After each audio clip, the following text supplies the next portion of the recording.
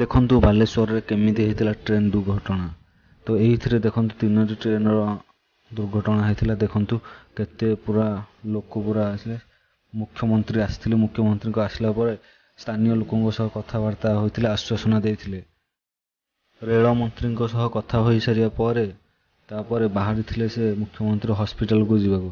ହସ୍ପିଟାଲରେ କେମିତି ଲୋକ କ'ଣ କେଉଁ ଭଳି ଅଛନ୍ତି ଦେଖିବାକୁ ବାହାରିବାକୁ ଚାଲିଲେ।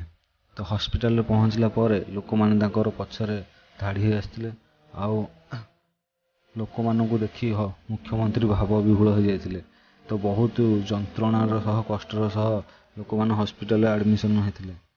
ଦେଖନ୍ତୁ କିଭଳି ଭାବରେ ଲୋକମାନେ କେତେ କଷ୍ଟ ଓ ଯନ୍ତ୍ରଣାରେ ଅଛନ୍ତି।